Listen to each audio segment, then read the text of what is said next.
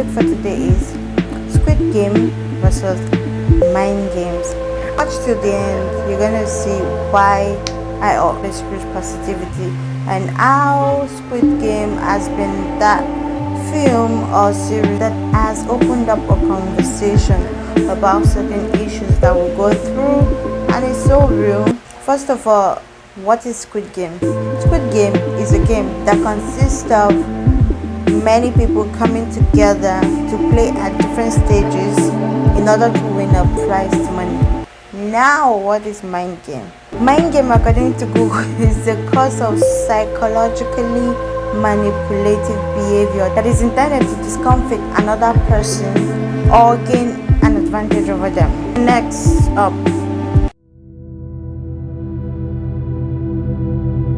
is 9 episodes, and I'm going to be breaking down each episode from episode 1 to 9 and what manipulative behavior I see in that game. 1. Numero uno. First manipulative behavior that I find in episode 1 was starting with scouting for players. The main character here is Gi-hoon. Gi-hoon has his own issues, poverty lifestyle, ups and downs, family problems, gambling habits. But unfortunately, he met a stranger who told him, let's play a game. All you gotta do is just turn my paper over, and when you get to win, I'm gonna give you 100,000 won. Just like that. I was like, are you kidding? Really? Just like that? And the stranger told him, if you do not win, you're gonna pay me that money. But he's just like, that's a simple game, turn paper over. Okay, it's cool, let's play it anyway. So they started trying to turn the paper over. As long as if he hits the stranger's paper and that paper turns over, he's gonna win 100,000 won. But what happened was he kept on failing. But since he didn't have any money to pay back, the stranger said, okay, you could pay with your body. Your body meaning he slapped him once, twice, multiple times, until finally Gi-hoon was able to win the 100,000 won. He was even ready to slap him back, but he's like, no, I got your money, so take. He was so surprised, like, really? This is real? And the stranger decided to give him an offer regarding winning more money, like billions of won, if he entered into a game. At first he was like, this isn't real, this can't be real. But getting the money, the 100,000 won, it made him believe that, like, this might really be real.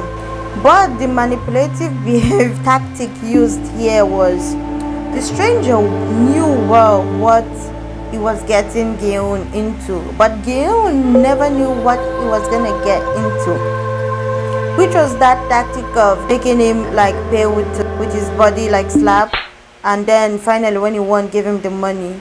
Of course, Gi-hoon as a human being is gonna just think, okay, maybe if I get to play this next big game they want me to play, the punishment wouldn't be that severe. It would just be maybe I'm out or something like the slap. Nobody would have ever expected that the punishment is so great, even involving taking one's lives. Same tactic they used for all the players. Finally, they gathered 456 players. As part of the rules, they told them at any point in the game they must not refuse to play the game. Although they all volunteered, if they failed the game, they will be terminated. But termination, according to different contexts, could mean different things. Like regular people in the real world, you play games, all kind of games, you lose, you play the game, you lose again until you finally win the game. But nobody expected like losing of lives, and even if like there was losing of life in some games, that's just like video games, like not in the real life. You playing it and you losing your life in the video game and also losing your life in real life. So it didn't make any sense, because even though they were given the rules, that termination was part of the rules, but nobody knew exactly what kind of termination they were meaning. Nobody expected it to be as absurd as taking their lives. But the last rule was, if at any point in game they wanted to quit the game, as long as everybody like comes together and votes, as long as the percentage of people who would like to quit is greater than the percentage of people who would want to stay and continue playing the game.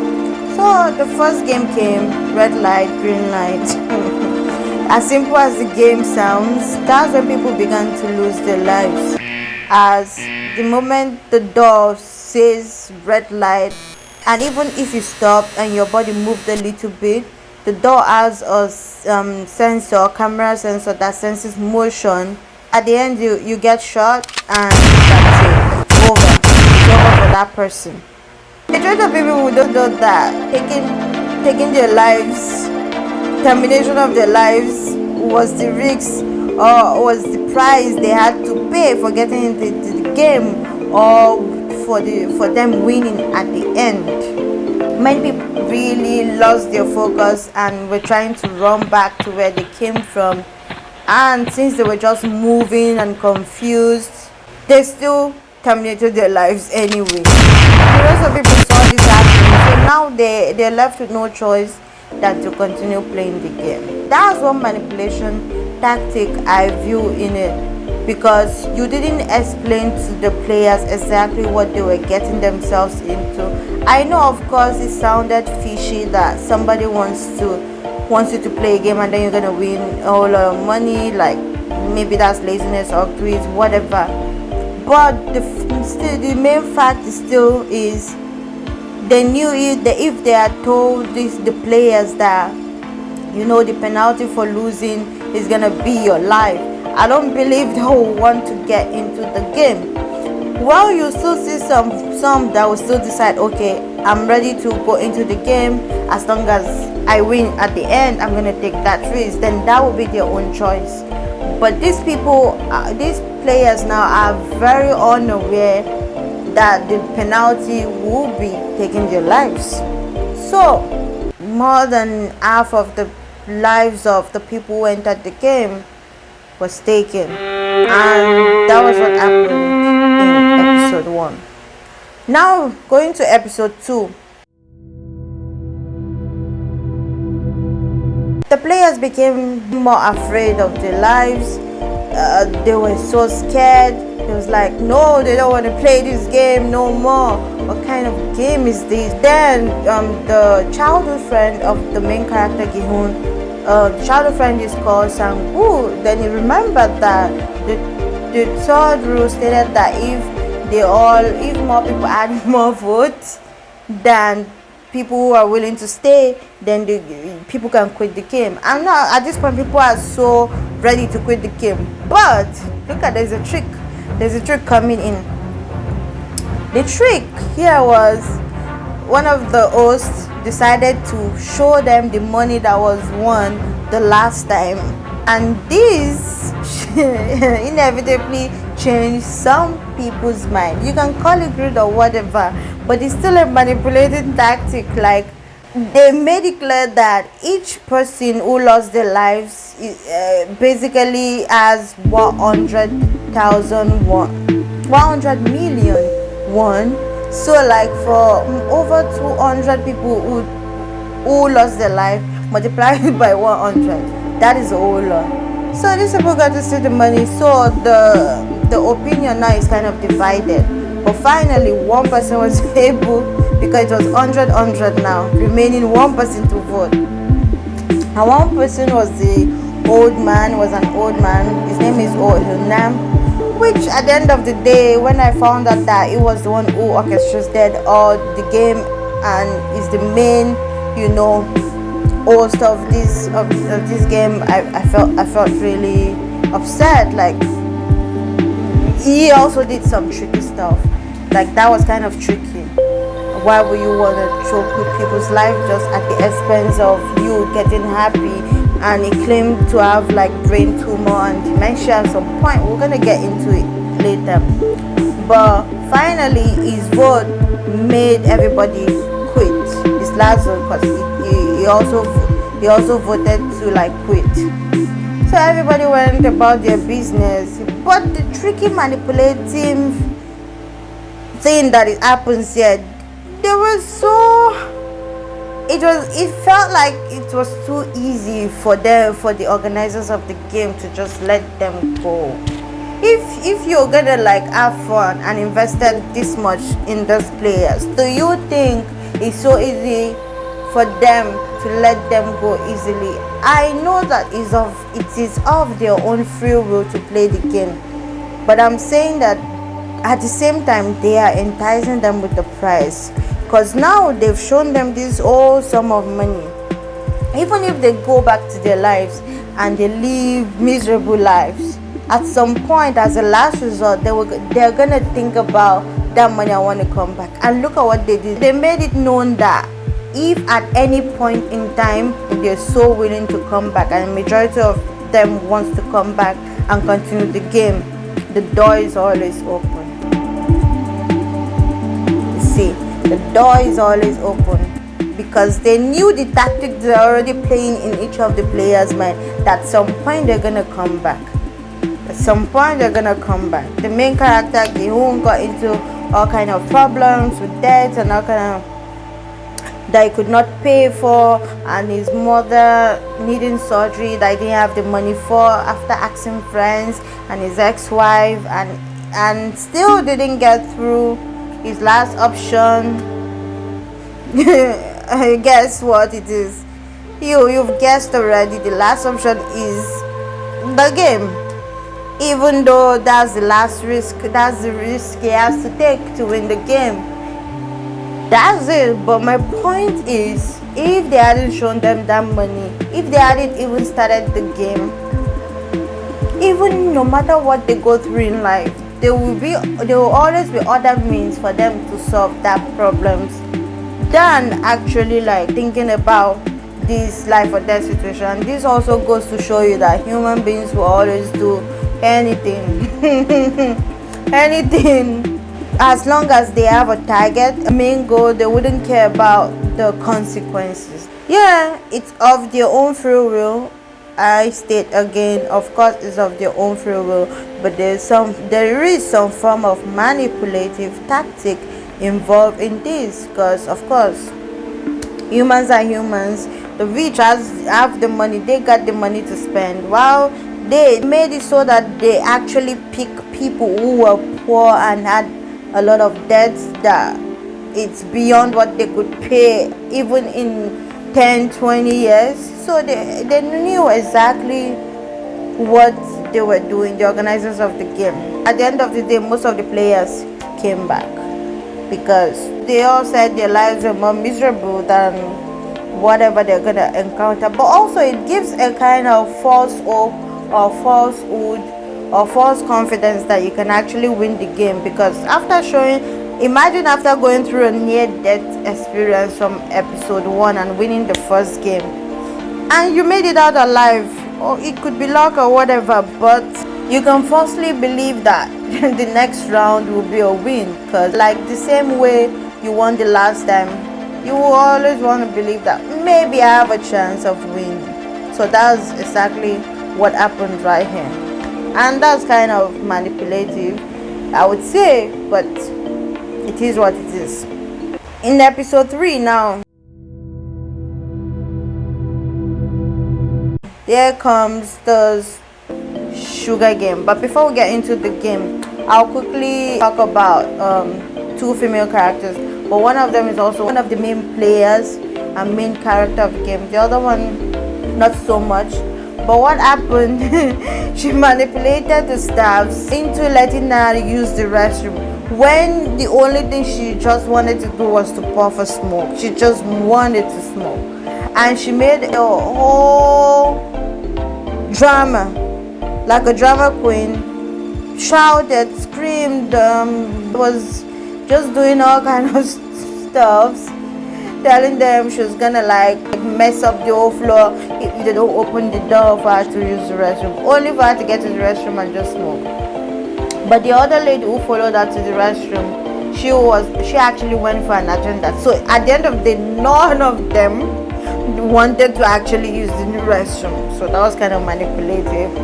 They manipulated the staff. But anyway, but the other girl decided that, okay, I'm gonna keep your secret, but you need to watch my back because I want to find out what it is we may have tomorrow. Because at this point, when they came back, people are trying to like connect to each other, because they found out that you gotta stick to one another at this point to really make it through. The fear of the unknown, nobody knows what the next game is gonna be.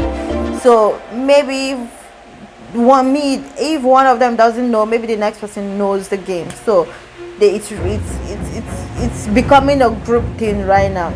So she agreed, and you can see in the film where the other lady was just screaming constipation. This is almost like I'm giving birth. Oh, it's not coming, and all that, all while stalling for time for the other lady. But at some point the staff like got angry. I was like, it's taking too long and bashing, but they already finished what they wanted to do. Now they went back to the dorm, and I think Sang-woo, who is Gi-hoon's friend, overheard their conversation and asked the lady what it was about, like what she saw and whatever. Especially the next morning, because the next morning came and it is the game. So she said she saw sugar or whatever. So because the girl who went up the ceiling to actually, when they were in the restroom, because there were two girls who went to the restroom, one who went to the ceiling and the other one that came to smoke. So the one who went through the ceiling was the one who actually saw what they were cooking, and she said she smelled sugar. And actually she's a North Korean deflector, someone who fled from like North Korea to South Korea, but she doesn't really know much about this game. So this guy told her, if you tell me something about this game, I might know what game may come next.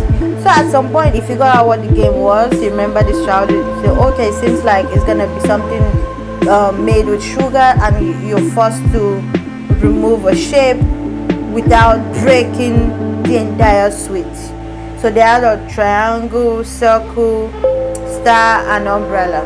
At this point, Gi-hoon made a team. Sang-woo was part of the team. Gi-hoon, the old man, Oh Hyun-nam, and there's this Pakistani guy, Ali. But Gi-hoon trusted Sang-woo so much because, he considered him very intelligent and highly intelligent and smart, because guess what? He was the only one who made it through one of the best university. They considered the best in Korea, which is Seoul National University, I believe. And in the entire community was the one who made it through. So that one believed him so much. And Ali believed him as well, because trusted Sang-woo as well. Because when they went back to their regular lives, it was Sang-woo was the one who gave him transport fare to go back to his home, and the old man believes what Gi-hoon believes. So, and that's it. So Gi-hoon made a suggestion that they should all pick same shapes. This one for the team, they all win, but Sang-woo suggested that they all pick different shapes, even having a saying, say there is an investor saying that says you don't put your eggs in one basket, while knowing what the game was about. So I find that manipulative, because that was a manipulative tactic used to make his teammate lose their life practically, since he knew what the game was.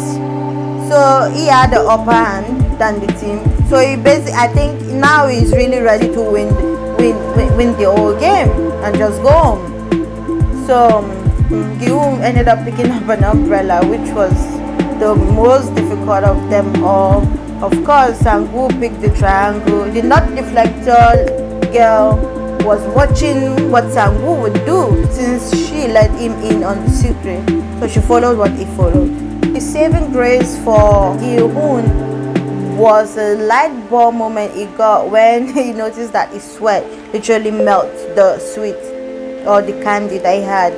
Then he decided, okay, let him lick the sweet. Maybe it's gonna help the sweet melt faster and he could, get the shape. Because, remember, in this game, if you fail, your life is basically gonna be, look at him fighting for his life. Well, of course, there's also a prize to win, but at this point, it's more fighting for the right to live. So he managed, but you can also see that other team players were copying him when they found out that he was licking his sweet, and that's kind of human instinct. When everybody is trying to compete and for survival, you see somebody doing something, you in your own thinking, you might think that, okay, whatever this person is doing might be helpful, so maybe I should do it. Maybe in their own thinking, we're thinking this person knows what they're doing, they know the strategy, so I need to follow the strategy. So finally, Gi-hoon succeeded, and you can see when they got back to the dome, Sangwoo was confused, like he was shocked to see Gi-hoon back, like alive, like nothing happened to him. So even though he told Gi-hoon sorry, but Gi-hoon didn't really know like what's up, like, but he just told him, it wasn't your fault, so let it go. So that's it for that episode. In episode 4, we have tug of war. Tug of war is basically when you have rope, each opponents pull towards each other, and whoever team gets pulled in loses the game. But in Gi-hoon's team, he had like 3 girls, one elderly man, and the rest of them men. While his opposing team had all males, strong males. So the opposing team already thought, okay, Gi-hoon's team is at a disadvantage. But look at the strategy mind games that they played, because the old man recollected that in playing these kind of games, it doesn't matter about strength, but as long as the person in front is good, the last person is good, they should stay in parallel and put their legs wide open in parallel as well, and then they have to like hold on for the first couple of seconds. That's the most important part of winning the game.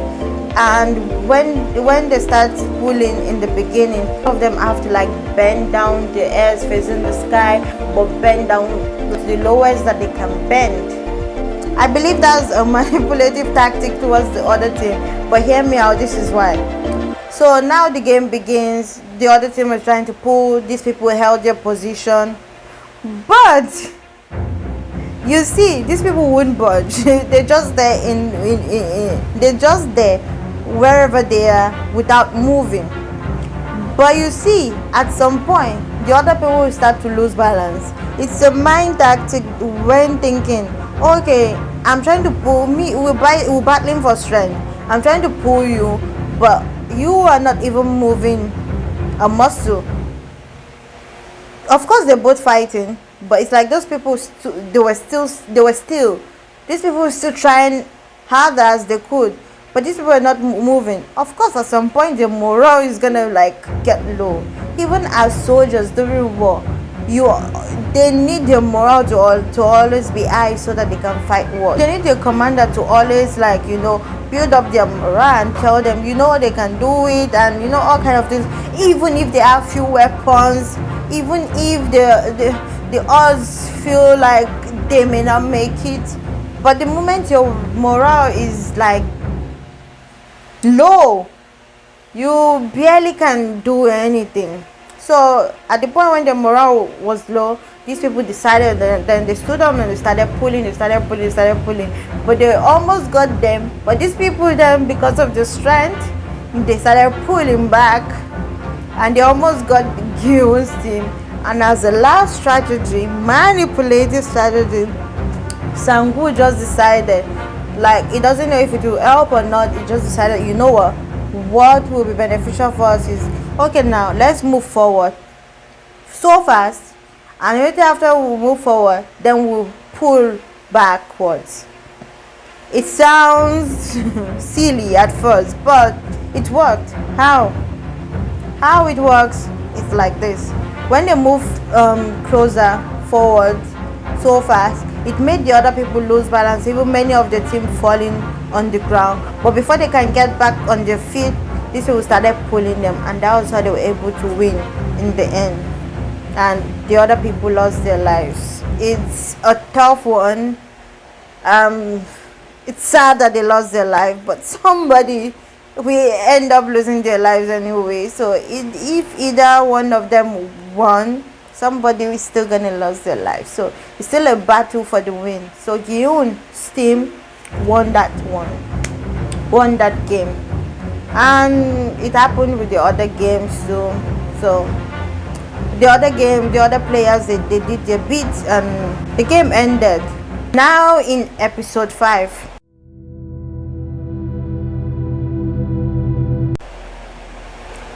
what happened in episode 5 is, now they finished this, battle of the strength. They're serving them food, and there's this team that their group leader is a thug.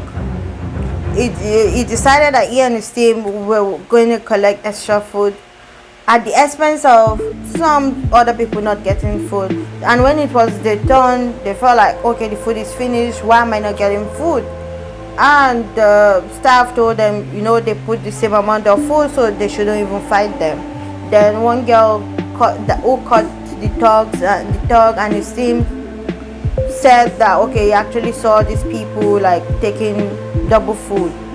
And as the weaker guy who is hungry and frustrated tried to lash out at the thug started fighting him until he took his life.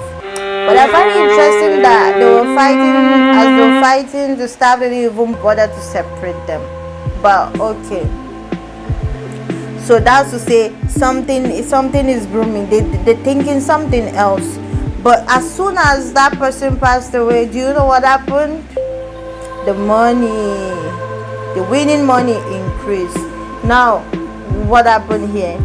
They had gotten an idea. They gotten an idea that if any one of them loses their life, the money keeps increasing. This brings me to the mind game being played here, because they knew, of course, when it gets to night time and the lights are out, these people are definitely gonna battle it out. So now nighttime came, even though Gi-hoon was trying to be protective of his team, but it ended up becoming one man for himself. So many of the weak people were murdered and all that. But I also find it interesting that the old man, the manipulating side of the old man, they were looking for the old man. Gi-hoon and his son looking for the old man. Where is he? He can't be found. Suddenly we saw him climb, is it a podium or somewhere high, and start saying, oh, this is getting too much. People will be up. All of us, we're gonna end up losing our lives and da. And that's when the organizer of the game said that, okay, it was end of the fight. I understand that. I also wanted them to end the fight, but the manipulation here was the old man. Remember, at the end of the game, when I found that he orchestrated all this, he and some other rich folks orchestrated all this, made me even not feel too bad for him, because I felt like he was thinking about his life. He was being selfish at this point. Like I said, I wanted the fight to end, but I felt like it was a hint telling the host of the game that stop this, otherwise even my life is gonna be lost. So, and they listened to their boss, and the fight stopped. The next night, guess what? They were hoping for the same thing, but what happened? The only manipulating things that Gi-hoon did, it may sound right for Gi-hoon to actually ask the thug leader that, do you actually trust your teammate? Do you trust them enough not to backstab you and end up like taking your life in the midst of the fight and war. So the third guy felt so afraid, so that made that night peaceful because he kept watch all through the night, and he gave order to his team members not to touch nobody that night, because even he himself, he doesn't trust the team members, because at this point it's every man for himself, because everybody wants to win. So who cares about him? He doesn't even know them from anywhere. So they met each other right there. So that night was peaceful. Now on to episode 6. Episode 6 is kind of emotional because a lot of things happen. Backstabbing, manipulation. Yeah, manipulation between Gihun and the old man. Manipulation between Ali, the Pakistani foreigner, and Sangu, Gihun's childhood friend. Okay, this is what happened. Exactly. Starting with Ali and Sangu. Ali doesn't know anything about playing marble games because they gave them 10 marble each. The player who has 20 marbles at the end of the game wins the game. But it had no rules, they had to set their rules. So they explained the game to Ali and he was just winning.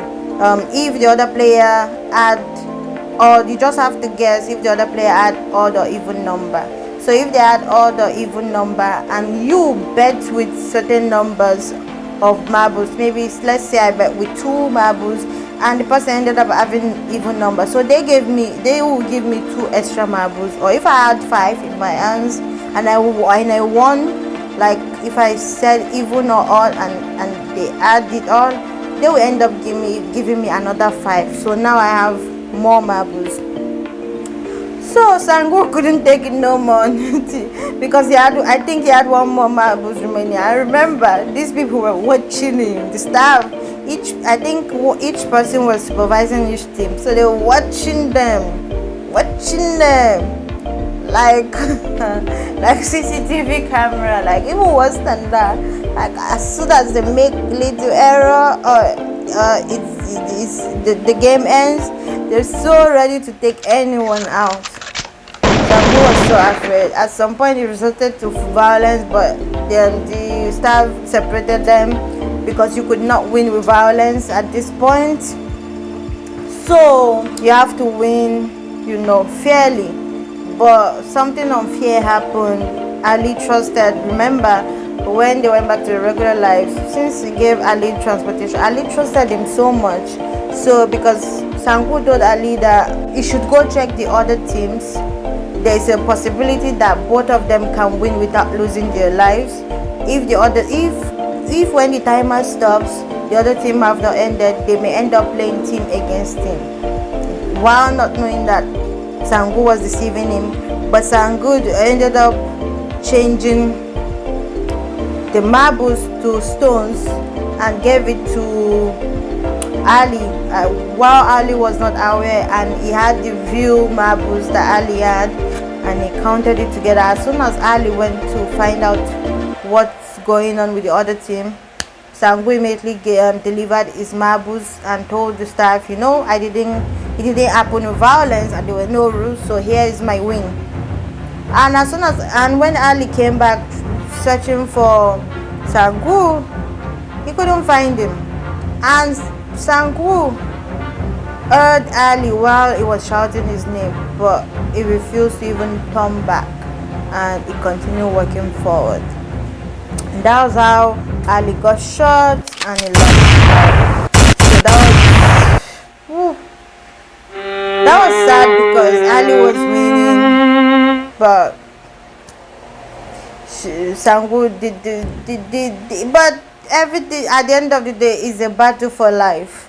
And at this point, I think Sangu will be really willing to do anything to win this game. Imagine what he did to his own childhood friend, not even telling him during the second game what shape he was supposed to pick that was easier. So at this point, Sangu doesn't even care no more. I think his guilty conscience has left him at this point. So now, in the scene between Gihun and the old man, Of course, Gi-hun is being portrayed as this good person, but look at what he did. I believe that they both manipulated themselves, because at the end of the day, the old man told Gi-hun that he forgot. He really forgot what he said, and Gi-hun was using that. What he was using the old man against him. So when the old man says he forgot what the result was, Gi-hun will change the result and will turn it in his favor, and they ended up winning. But the old man, forgetting that he had one last marble. Why I said the old man was also manipulating Gi-hun was at the end of the whole series, I remember him asking Gi-hun that if you were so righteous, why did you cheat me? So that's to say he didn't really forget. So they both manipulated each other. He saw Gi-hun losing, so he started using that tactics of I forgot.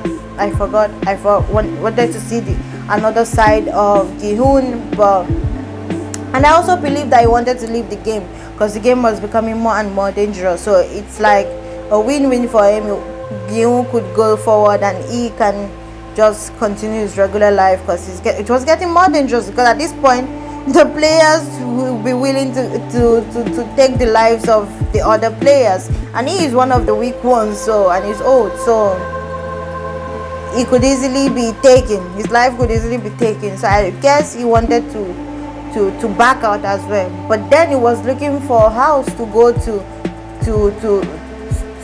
avoid being seen. That is what I think. Because when he had the last marble, he was running around. Gi-hun was begging that please come play with me. The timer will almost be out. He was telling the staff, please, this man has dementia, please come play with me, with the last marble. And then when the old man found the house he was looking for, he went in there, then gave Gi-hun the last marble without him even playing with him. And that was how Gi-hun left there, feeling all guilty, and there was gunshot. But it's tricky because there was gunshot, but the old man never got shot. And I guess that was why he ran into that building, so that Gi-hun would not be able to see what was going on in there. And Gi-hun was left to feel guilty for... Yeah, he manipulated the old man, I agree. But he felt guilty actually for nothing, because the old man was alive. So I see that as manipulative. So that's it for that episode. Now in episode 7, before beginning of the next game, there's this undercover police officer who came through the game. I believe that's manipulative tactics, because he actually followed Gi-hun. Because when they first quit when they quit the game after the first game, Gi-hun went to report to police. But the police station didn't believe what Gi-hun was saying and just called him drunk.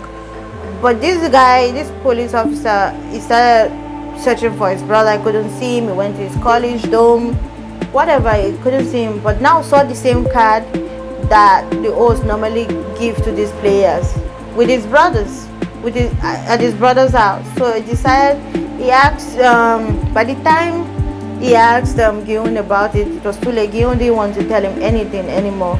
So, but he followed Gi-hun while they came back to pick them up, so he was able to get him. So at this point, the VIPs, the people who have the big money, now came in. They want to come. They came to the side, the game inside. They want to really watch what is going on. I don't know. They see, like, I find it odd that they had more fun the more they see bodies like flying around. Like, the more somebody loses their life, they saw this, like, they're enjoying themselves. They're having more fun. I will explain later why. Okay, there's this VIP that was getting touchy. The undercover police officer managed to get in and was serving them drinks, and it was this particular VIP was getting touchy. So the undercover police officer used his own manipulative tactics and told them, let's get into a private VIP room, and when they got in there, he just removed his own gun and said, you know what, now you follow my lead, tied the guy's arms and escaped that building.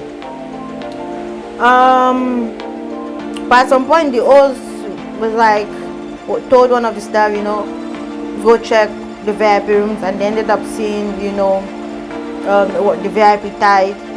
At some point they got the undercover police officer, and when the police officer found his brother, the brother was one of the main hosts, and it was too late. He was so shocked at the fact that his brother was even into this, to believe all that. He didn't even want to come with his brother. His brother was even telling him, please come to me and nothing will happen to you. He didn't want that, and the brother at the end of the day shot him. But as part of the investigation that the undercover police officer had, they had been playing this game for many years, and I think in 2015 his own brother won the game based on the name I saw, and based on the name the undercover police officer was looking for. His own brother won the game in 2015. So, and now that current game Gihun was playing, I think, was in 2020. So I could understand why the brother wouldn't feel too much, because I believe he had to murder so many to eventually win the game. Of course he felt bad at the moment, but I would expect that he felt that bad to actually end the game. But no, the game continued like as if nothing happened, got back to normal. So afterwards got killed, and that's it. And onto the game itself. This is about glass. They had to step on a glass. Now bear in mind, 16 players out of 456 players left, and now they were before even starting the glass game, they were told to pick numbers from 1 to 16. This is tricky. Most people's instinct is like, okay, I want to be on the safer side, pick the middle numbers, which many people went for middle numbers first, remaining the first and the last. And Gihun is supposed to choose number 1 and 6 or 16. But again, it's tricky. Why? Because remember, during red light, green light, when you being at the front, you actually gain more advantage than somebody who is at the back. But guess what? Again, you don't know what the next game would be about. If you don't know if being at the last would actually save you or being the first. As Gihun was there contemplating what was it he was gonna pick, what number he was gonna pick, then somebody just came to him, like begged him, please, I want number 1, and told him, I've never really had the confidence to do something or go forward or be the first to go forward, so please let me be number 1 just one time. Although that was unlucky for him, and Gihun ended up being the lucky person who got number 16, because what they're gonna be jumping on is glass, and one is a normal glass, the next one is a tempered glass. They had to decipher which glass it was, otherwise they lose their life. Another thing that happened here was many people ended up losing their life, but there is one person who actually worked in a glass factory. I was wondering, why do you make people losing their lives when you already know the differences based on light and sound? His own explanation was these people were harmful, and they were stronger than him, and they may ended up like murdering him anyway. Well, it kind of seems logical, but at the end of the day, I don't know. No, and nobody knows what they were doing in that moment, because at the end of the day, he's getting closer to winning the money and all man for himself at this point. So he didn't even feel any remorse with people dying, even though he knew the differences between the classes.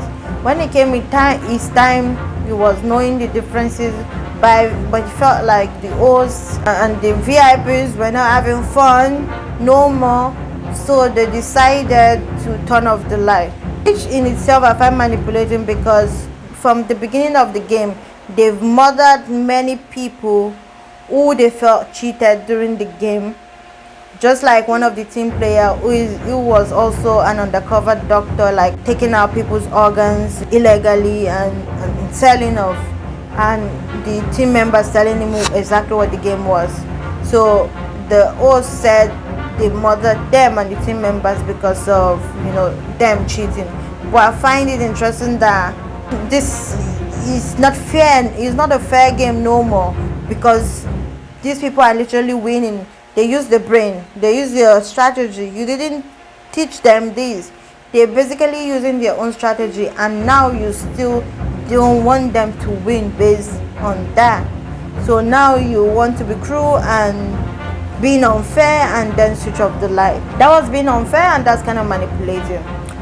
So next, now this guy doesn't know what to do no more, and the next thing he could think of is sound. But remember, the one marble that the old man gave Gion, he actually kept it with him because he still feels guilty.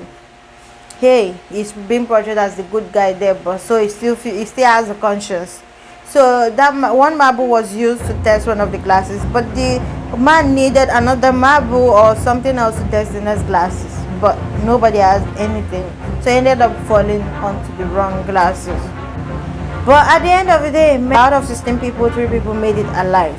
But another manipulating thing that happened there, I find it interesting that after the 3 people won the game, they didn't make them go to a safe place before actually breaking the glasses. So when they broke the glass, many of the glasses were flying around and they got injured, especially one of the main female player who got injured, when one of the glasses actually pierced deep into her abdomen, and she didn't want the others to know because she didn't want to feel weak, because people are murdering themselves to get rid of the weak, and she didn't want to feel weak. Why would they do something like that if the same thing they said if they really wanted a fair game? Because that wasn't a fair game, because it made her very weak, that she lost so much blood that she ended up getting deleted by Sangu. So episode 8 came after the game. The girl was injured. The girl is the same North Korean deflector that came to South Korea. She still has a younger brother to take care of. So they provided them with dinner. They wanted them to eat and be strong. But guess what? After the dinner, what happened? They left them knives for them to take with them.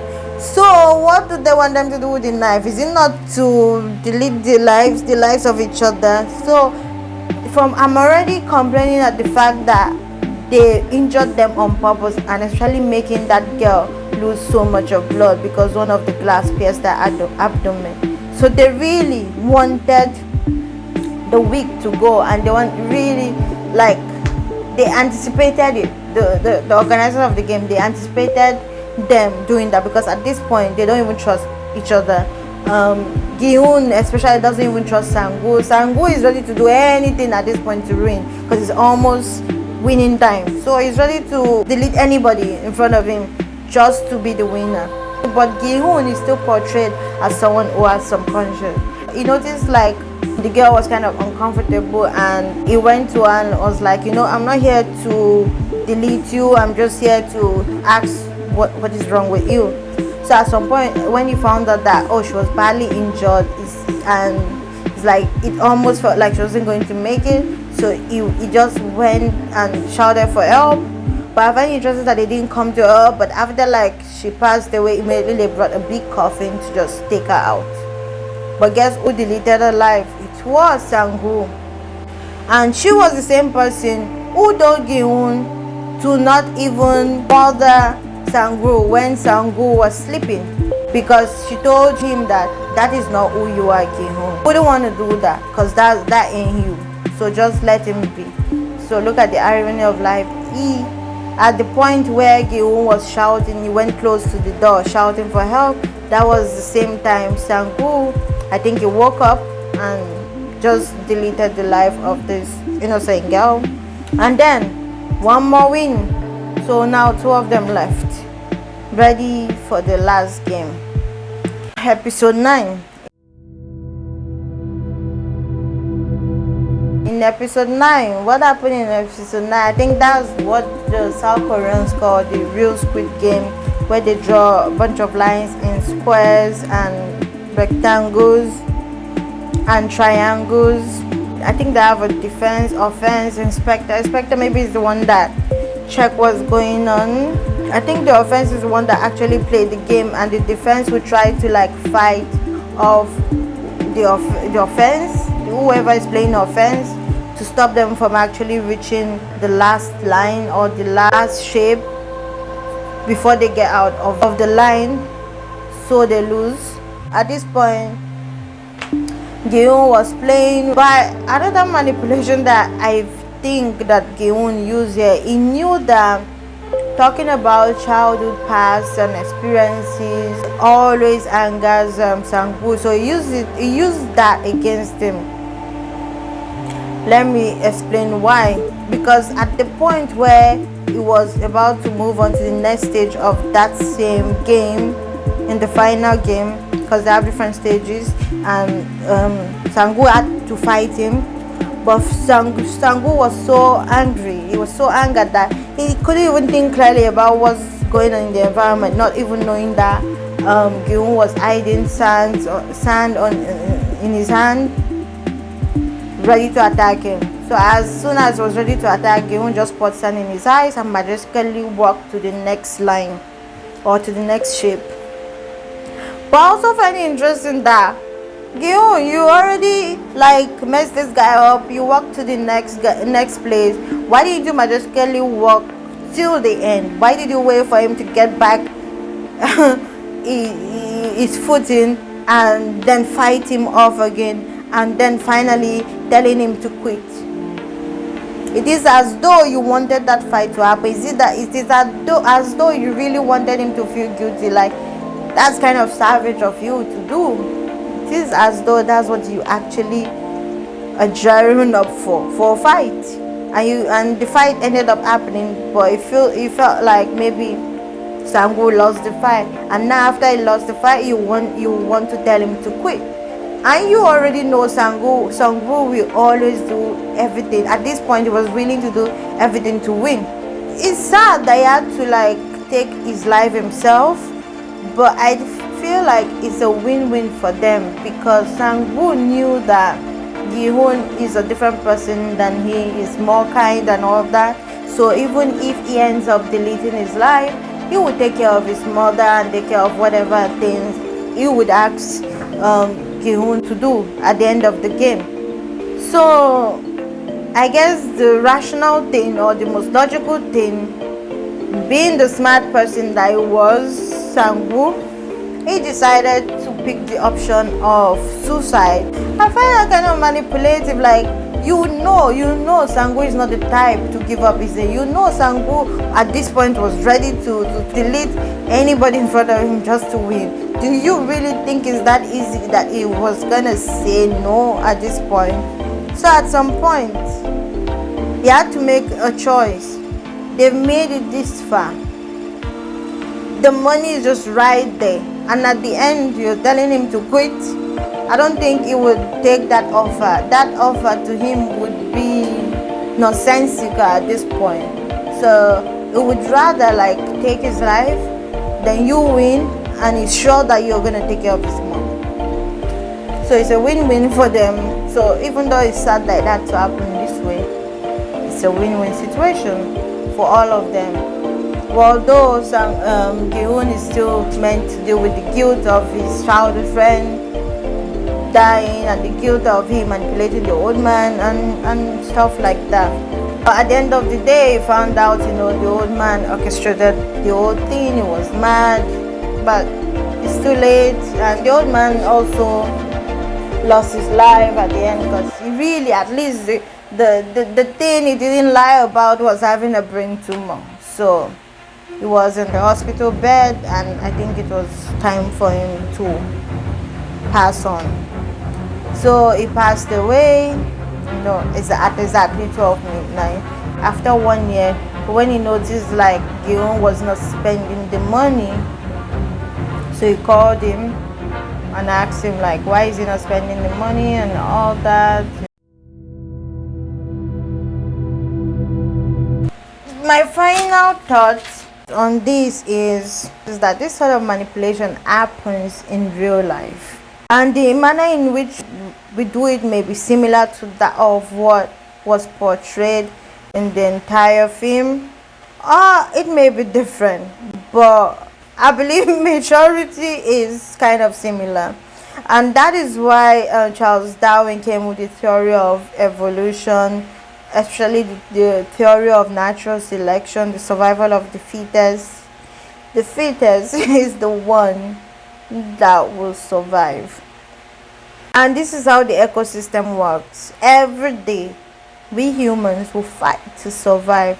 And regardless of whether we want to admit it or not, we have this innate ability to always want to survive. Every day is a struggle, but every day we want to fight through it on.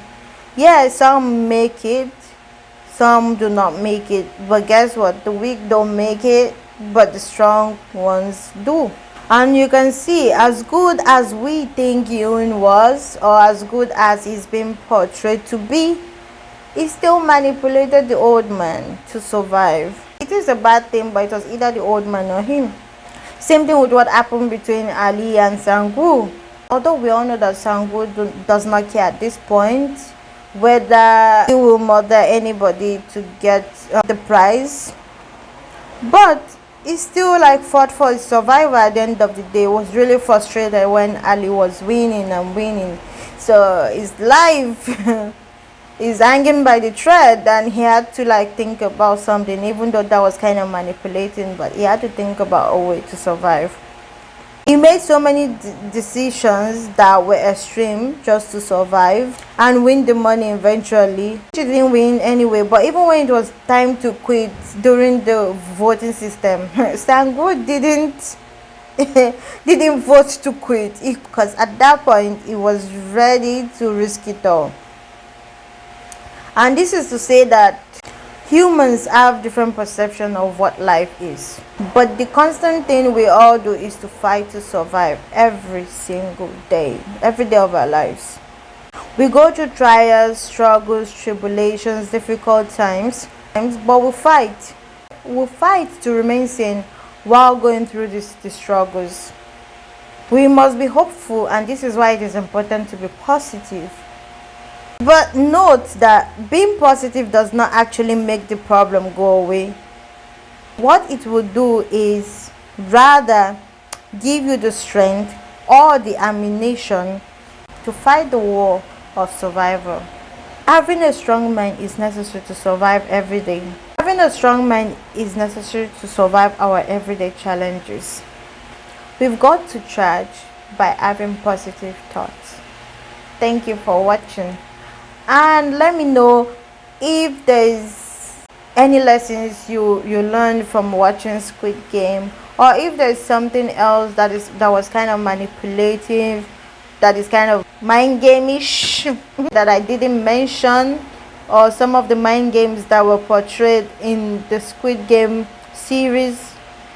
Let me know in the comment section. Don't forget to like and subscribe. See you on my next video. Thank you for watching. Bye bye.